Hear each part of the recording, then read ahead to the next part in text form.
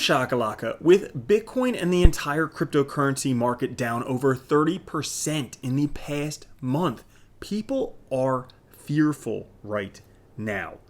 But if we take a look, there's evidence that Bitcoin is just repeating recent history. As a matter of fact, it's looking even better than we have seen previously. In today's episode, we're going to be taking a look at could this potentially be the bouncing off point for cryptocurrency, plus the one indicator that has been a very bullish flag every time it's signaled is signaling yet again, and how the overall macroeconomy is dictating what to do, whether you want to get into more Bitcoin and cryptocurrency, whether you want to get into more speculative Bitcoin and cryptocurrency, whether you want to get out and get back into fiat. The answers for all three of those scenarios, plus the three most undervalued projects you could find in probably the most profitable categories out there. You'll definitely want to stay tuned. What's up everyone, Randall here from Crypto Love. Today's video, we have somewhat of a long episode for you, but there's a lot going on with Bitcoin and cryptocurrency, and as the price continues to tank, people are getting scared. Is this the end? And I'm going to answer that question for you in this video because there is some very, very awesome charts and articles that we're going to go over in this video. Before we do, guys, make sure to like, subscribe, click the notification bell. Also come join us over on Twitter, where every week we give away one of these sweet shirts. Let's try and get to 1,000 likes. Now, let's start with the fear and greed index. Right now, in extreme fear. Still, everybody's afraid. How low is this thing going to go? Considering last month we were on pretty much the opposite end of the spectrum. How high is this thing going to go? But Bitcoin and crypto has been down 30% over the past month.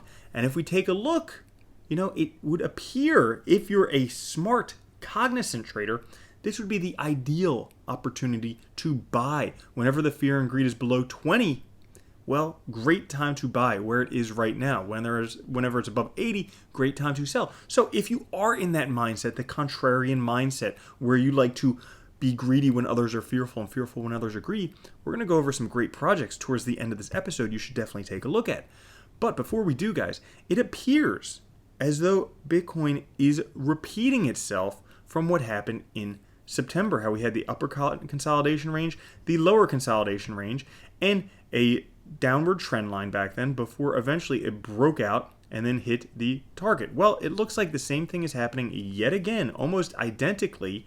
Well, potentially, if we find support where we are right now, we could head back up and then hit that upward target in the mid $60,000 area. But that's not the only part that Bitcoin is repeating, because comparing ourselves to where we were back in May when the price was tanking, well, we also saw the right down here, prices tanking and bullish divergence with the illiquid supply ratio coming up. However, it was different back in May where the illiquid supply ratio was going down, but the price was going up. Well, now again, we have strong hands buying from weak hands. So people are going to sell. It's going to happen. But you have to figure, are you in this just temporarily? Or is this somewhat of a long-term thing for you? And if you're an investor, if you're a trader, I don't have advice for you. But if you're an investor, having anything less than a 10-year time frame is just naive. So, that being said, things are looking good. Oftentimes, bullish divergences lead to prices going up. And we can see here that just comparing this cycle to previous cycles, in previous cycles, there were three trends. You can see the trend line changes the direction a little bit, changes the slope, the steepness of it. Well, we've had the first trend line here, the second trend line here. We are still waiting for this third trend line. But there's reasons why it is somewhat slow coming that we will get into very, very shortly. Before we do that, though, it would appear as though Bitcoin could be on the rally kickstart test. So you can see here, this was back from April until October, where we had lower highs, we had some higher lows, and then once Bitcoin found support on that band and it broke through this RSI pivot finding support on there, guess what? The price took off. Well, we could potentially be having the same exact thing happening right now with the price about to take off, because Bitcoin is right now very, very tenuous spot on the bottom of this bullish megaphone right here.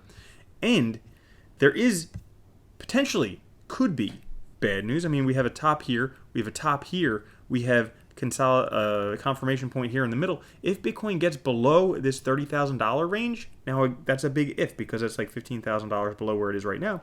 But if it gets below there, well, then we have a double top. Chances are we will go all the way back down to $10,000. Unlikely, possible, unlikely. But there is something that is looking very, very good for Bitcoin at the moment. This green dot right down here, you can see on Market Cipher. Okay, and if you haven't checked this out, this is CryptoFace's tool, Market Cipher. You could check it out at cryptofacecrypto.com. But basically, with that, it just signaled green. If we take a look at every time it signaled green in the past year and some, okay, signal green back here, price went up. Signal green here, okay, price went sideways.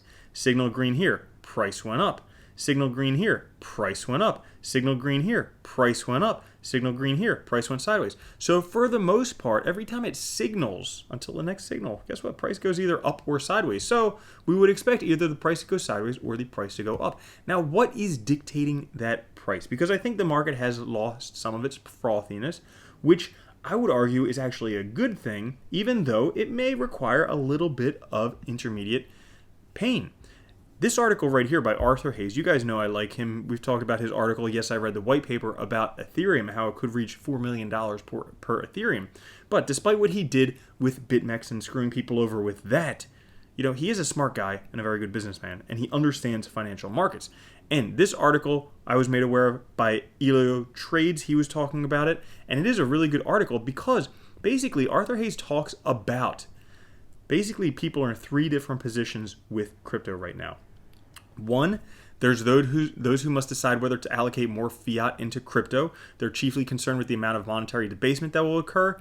Do I sell USD to buy Bitcoin or Ether? Their benchmark is outperforming the growth in fiat money supply. So governments are printing money. There's going to be massive inflation. People are like, should I put my money into Bitcoin and cryptocurrency? That's the first group. The second group, there are those who must decide whether to allocate more Bitcoin or Ether into other types of tokens. They're chiefly concerned with finding projects whose technological impact or user adoption will grow quickly, such as the price outperforms Bitcoin Ether. Do I sell Bitcoin and Ether to buy Solana, Cosmos, Terra, NFTs, Metaverse, DAOs, you name it? That's the second type. And then there's a third group, which are people who are finally, there are those who must decide if it's time to liquidate their crypto holdings and return to fiat government bonds. They must determine whether this is part of the cycle where the crypto complex drops 75 to 90%. They want to protect the value of their wealth in terms of units of commonly used hydrocarbons such as oil and natural gas. So people who think that maybe the market cycle is over, do they get back into fiat money? And those are basically the three scenarios. And I would highly recommend that all of you read this article on Arthur Hayes' Medium called Circo Loco because it discusses what's going on in the global markets, especially with the US right now and China and printing money and Evergrande and all of that stuff, which is a very interesting article. It probably takes 15 minutes to read the whole thing. But if we go all the way down to the bottom, he has an answer for all of us for those three scenarios, what exactly to do. And I like his answers here. So he says, for those who are deciding whether to allocate more fiat into crypto, it pays to wait. He doesn't see money getting any freer or easier, therefore it pays to sit on the sidelines until the dust settles after March 2022 or June 2022 Fed rate hike. Watch out for puke fest and risk asset prices should the Fed hike, followed by a quick resumption of zero interest rate policies and aggressive bond purchases. When the Fed signals a return to business as usual, then it's time to back up the truck. So he's saying if you have a lot of cash that you're sitting on right now might not be the time to actually dump it all into crypto. Now, scenario two, because we're basically waiting on what the governments are going to do because they alter monetary policy all the time. This inflation may not be transitory and nobody knows what's going to happen, but where you put your money depends on what's going to happen. So scenario two, for those who will maintain their macro crypto exposure, but must allocate among the various coins, the coins that outperform will probably be Metaverse, play to earn, and NFT related. Remember that. Those are important because those are probably going to outperform the rest of the market in general. The success of these themes do not hinge on global monetary conditions, but an actual change in behavior of actors whose lives can be dramatically improved by adopting new forms of technology. So if you're in crypto, you're looking for better plays, look in Metaverse, play to earn, and NFT related projects. And finally, for those who want to trade their crypto versus fiat positions, he would err on the side of USD strength in the long bond performing well in the medium term. Again, monetary conditions in the best case will be at a standstill, and the worst case will become tighter. So he's thinking that we may actually see a bit of a drop in the cryptocurrency market, potentially signaling USD strength, maybe stablecoin strength, as opposed to holding crypto. So that being said, two of these three scenarios, he's saying, hey, USD stablecoin type of thing, bonds, maybe DAOs, if you would be interested in them. One of them, he says, okay, here are some areas we can look at in crypto. So he says, out of all crypto, if we're looking for the best performing classes, the most performing classes of crypto, we would look in Metaverse, play to earn, and NFT related. So handy dandily, we can actually do that with token metrics using artificial intelligence and machine learning to pick out the best coins out there. So I did that in all of these categories. I did NFTs, I did Metaverse, and I did play to earn. And I've got 3 coins that are worth taking a look at. Now, these are not the top coins in their area. They're not even the highest ranking on token metrics in their area. But they have consistently been ranking high on token metrics. They've been ones that I've been looking into myself, and ones that I think are worth taking a look at, because if you are planning to stock up on some of these coins for if and when we have that third wave of the bull run, these ones might outperform some of the other ones. So the first one, if we take a look at NFT categories in token metrics by going to analytics, ratings, selecting the NFT category and going to monthly, we can see some of the top ranking ones here. Things like Circuits of Value, Gem Exchange and Trade, OVR, Vulcan Forge, Ultra, Phantasma Energy, Sandbox, Exmon, Illuvium, Charged Particles, Unically. Okay, and out of all of those, I would say the highest one that has been repeatedly ranking highly on token metrics would be OVR, Metaverse Platform. So you can see here a lot about OVR, Metaverse Platform. You can get your OVR land, participate in auctions to get it, and then everything that they have possible there, partnerships they have here. You can explore the world over reality, earn OVR tokens, and have nodes. And if we take a look at the price right now, trading at $2.38, $69 million market cap, ranked 534. So down there pretty far in terms of market cap rank. And as we can see here, it looks somewhat like it's doing somewhat of a sideways megaphone. So we have these tops here. It's kind of closer to the top than it is to the bottom. May come all the way back down towards the bottom around here, which is around 65 cents as opposed to 3.25 top. But that would be the first one to take a look at. And this one is ranked kind of low because it is not available on very many exchanges. It's available on Gate.io and a few decentralized exchanges, which brings us to the next one to take a look at. Metaverse category. Again, going to analytics, ratings, Metaverse, and monthly. And if we take a look at this, we have things like Neo's Credits, OVR, Vulcan Forge, Sandbox, Illuvium, Bosagora, Phantasma, Avagachi, Decentraland Network, Gridzone. Now, these have some very good projects, things like Sandbox and Illuvium and Decentraland, very well-known projects. And while I do believe they will do very good, I want to find the undervalued projects, because potentially investing less of my portfolio into these has a chance for bigger potential gains. So that being said, the one that's showing up again and again and again at the top of token metrics is Vulcan Forge. And you can see their dApps right here, MyForge, Vulcan Dex, Marketplace, and Agora, and their blockchain ecosystem. So a bunch of games that they have here and news of everything's going on, partners that they have here. But Vulcan Forge has been one that's been showing up again and again and again. And if we take a look right now, trading at $21.17, market cap $407 million, ranked 186. So this one's definitely closer to the first page.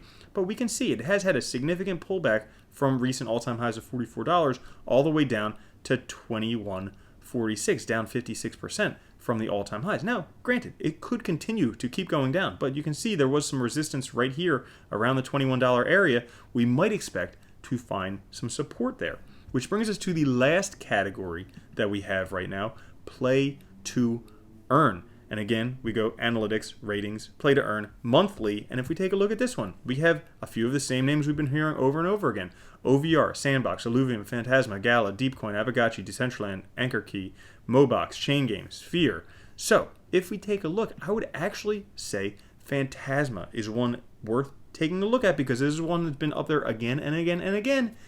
And, you know, it's worth taking a look at. So this has smart NFTs, gaming, dApps.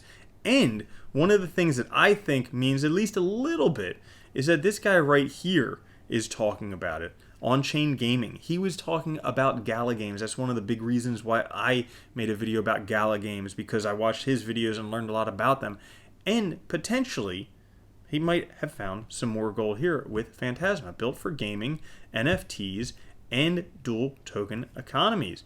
They work with some of these brands right here, and you can see everything else that they have going on there. And if we take a look at Phantasma right now, ranked 278, so on the third page, $2 trading at $2.16, $223 million market cap, and as we can see, down a bit from the all-time high of around 350, all the way down right now, 263, down 45%. So a lot of these coins right now are on discount, and they will continue to drop in price until we find whatever floor Bitcoin and cryptocurrencies are going to find.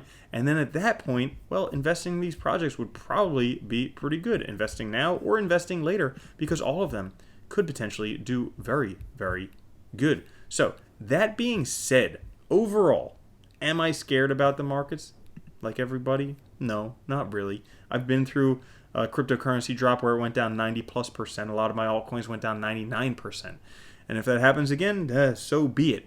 But I think that if we take a look at some of these charts here, like particularly this one right here, we haven't had the third trend line yet. Could potentially be the bouncing off point. We have some indicators saying, hey, this is a good area to buy. And, you know, once the governments figure out what they're doing with their money, well, then the rest of the market can kind of go up and we can enjoy ourselves. So guys, if you did enjoy that video, make sure to like, subscribe, click the notification bell. I will catch you guys later. Have a good one. Peace.